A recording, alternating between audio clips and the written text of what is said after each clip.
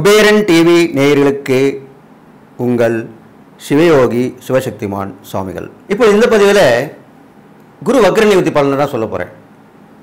அதில் பார்த்தீங்கன்னாக்கா குரு பயிற்சி ஆகிடுச்சு, அது இப்போ வக்ர நிவர்த்தி ஆகிருக்கு. இந்த டிசம்பரில் தான் வக்ர நிவர்த்தி ஆகிருக்கு.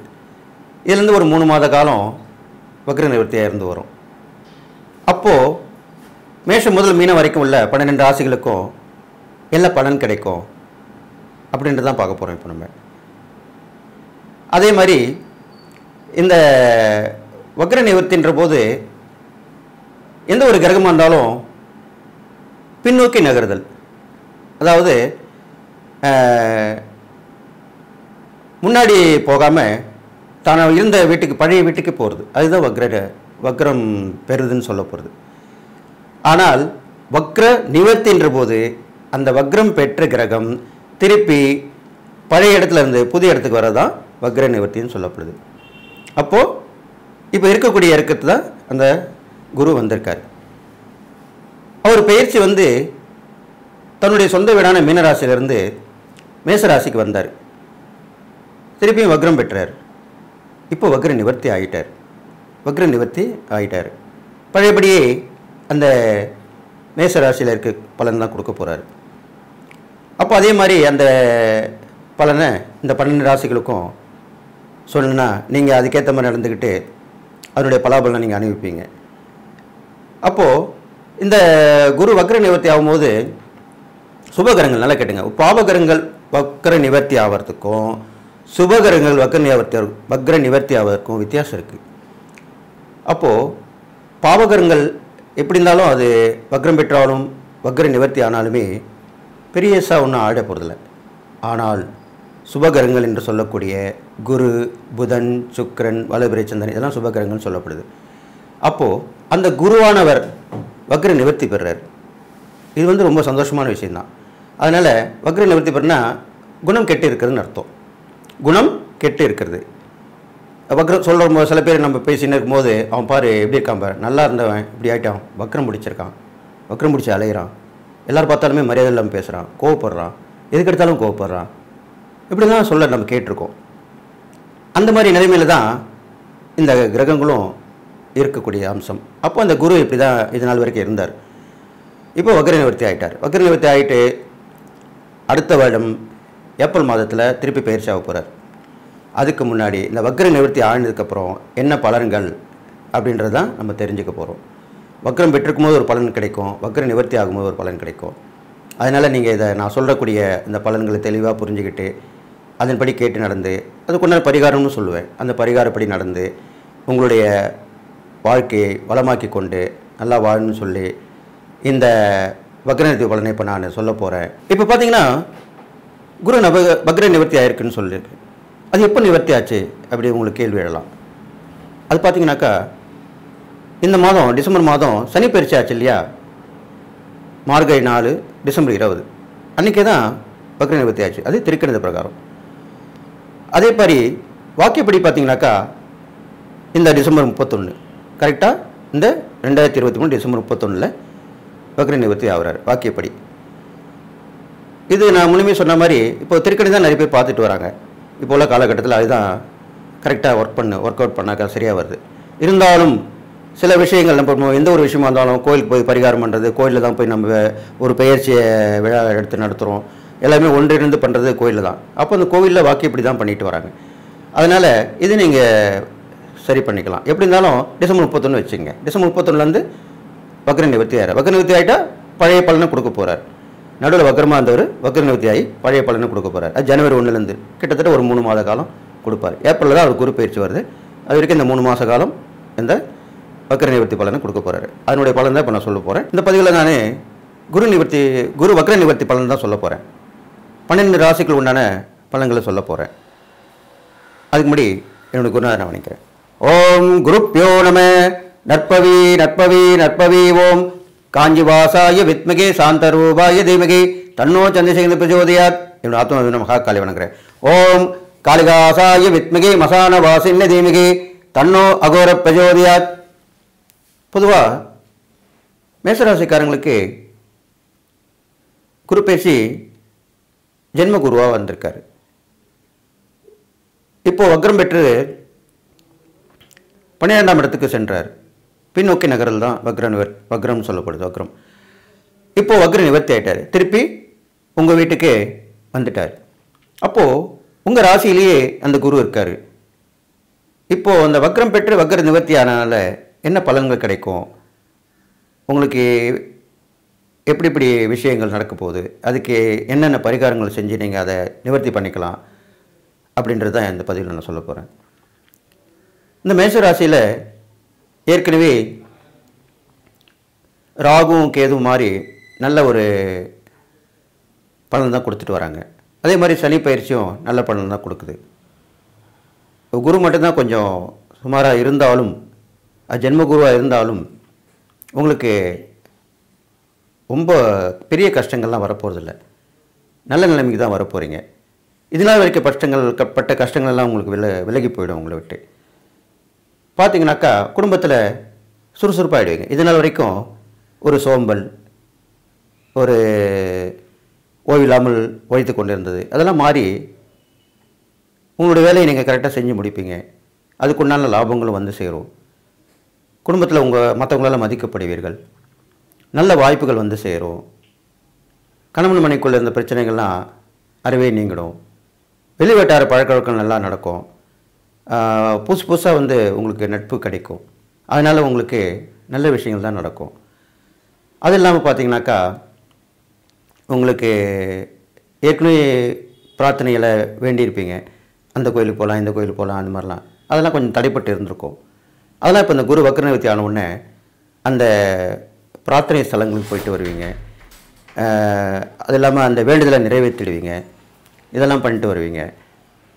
அது இல்லாமல் உங்களுடைய புத்திரங்களும் நல்லா வளர்ச்சி பெற்று சிறப்பாக இருப்பாங்க. கல்வியில் நல்லா முன்னுக்கு வருவாங்க. பாராட்டு சான்றிதழெல்லாம் பெற்று உங்களை பெருமைப்படுத்துவாங்க. இது இல்லாமல் உங்களுக்கு வந்து நீண்ட காலமாக இருந்த ஒரு தடை விலகி அது மூலிமா உங்களுக்கு நிவர்த்தியாகி வர வேண்டிய தொகை உங்கள் கைக்கு வந்து சேரும். அதனால் நிறைய திட்டம் போட்டு வச்சுருப்பீங்க. அதெல்லாமே இப்போது நீங்கள் சரி பண்ணிப்பீங்க. அது இல்லாமல் பெண்கள் கை கொஞ்சம் ஓங்கியிருக்கும். ஆண்களை விட பெண்கள் கை, மேஷராசிக்காரங்களுக்கு பெண்கள் கை ஓங்கியிருக்கும்னா அவங்களால நிறைய பலன்கள் நடக்கும். அவங்க வழி உறவுகள் மூலிமா நல்லது நடக்கும். அவங்க கை கொடுத்து உதவுவாங்க பெண்கள் ஆண்களுக்கு. இது மாதிரிலாம் நடக்கும். அப்போ அந்த மேஷராசி பெண்களுக்கு வந்து நல்ல ஒரு விஷயமாக தான் சொல்லப்படுது. இதெல்லாம் பார்த்துட்டு வரீங்களா, எப்பயுமே ஒரு கிரகம் வக்ரமானாலும் வக்ர நிவர்த்தி ஆனாலும் ஏதோ ஒரு பயிற்சி ஆனாலும் நம்ம என்ன செய்வோம், கோயிலுக்கு தான் போய் அதுக்குண்டான பரிகாரங்களோ வழிபாடுகளோ கண்டிப்பாக செய்வோம்.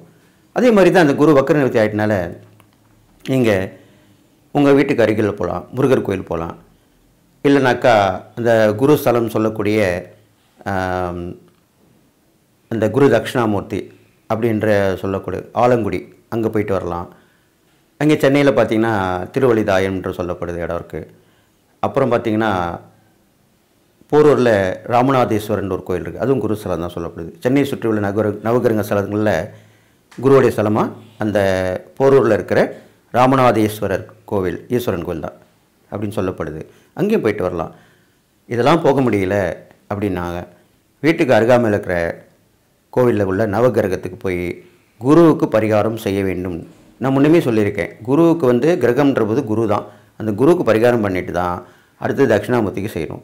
தட்சிணாமூர்த்தி மட்டும் பண்ணிட்டா போதாது. நிறைய பேர் என்ன பண்ணிடுறாங்க, குரு தட்சிணாமூர்த்தி போய் வியாழக்கிழமையான குரு தட்சிணாமூர்த்திக்கு போயிட்டு வழிபடுறது, மூக்கடலை மாலை சாத்துறது, சாமந்தி பூ முல்லைப்பூ வைக்கிறது, விளக்கு போடுறது, இதெல்லாமே குரு தட்சிணாமூர்த்திக்கு பண்ணுறாங்க.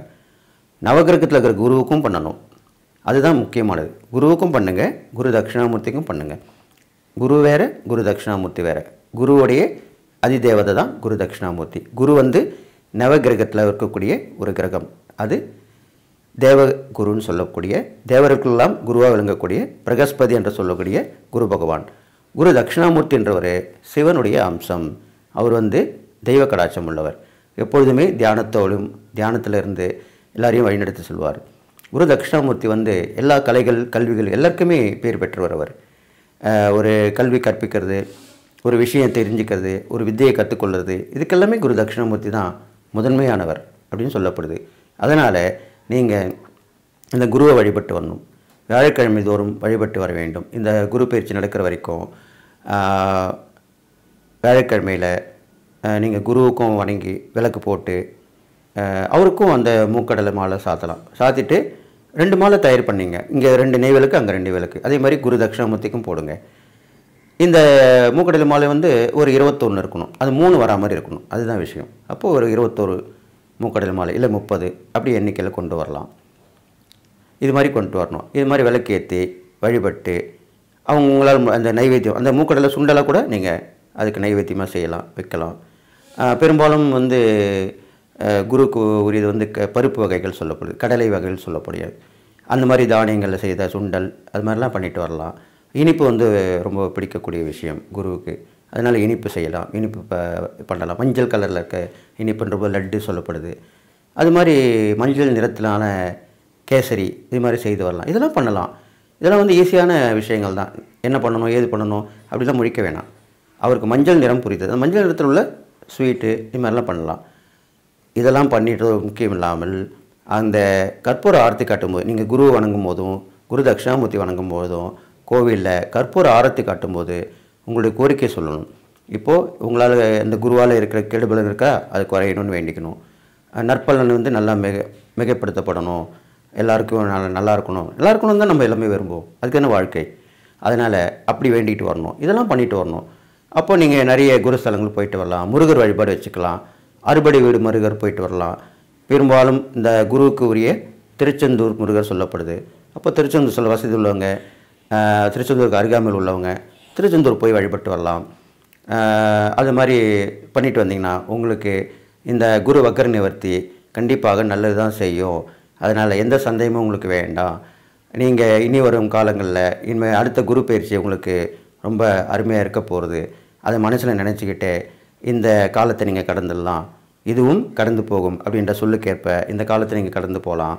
இது இல்லாமல் வயதில் பெரியவங்க, அப்புறம் மகான்கள் தரிசனம், ஜீவசமாதி தரிசனம் இதெல்லாமே வழிபட்டு வரலாம். இது மாதிரி ஒரு குருவால் ஒரு பயிற்சியால் கொஞ்சம் கெடுபலன் இருக்க மாதிரி நினச்சிங்கன்னா உணர்ந்தீங்கன்னா எங்களை மாதிரி உள்ளவங்க சொல்லும்போது அது நீங்கள் ஆட்டோமேட்டிக்காக அந்த மகான்கள் தரிசனம், ஜீவசமாதி தரிசனம்லாம் ரொம்ப விசேஷமானது. அதெல்லாம் வந்து பௌர்ணமியில் வழிபடலாம், வியாழக்கிழமையில் வழிபடலாம். இது மாதிரிலாம் போயிட்டு வழிபட்டு வரலாம்.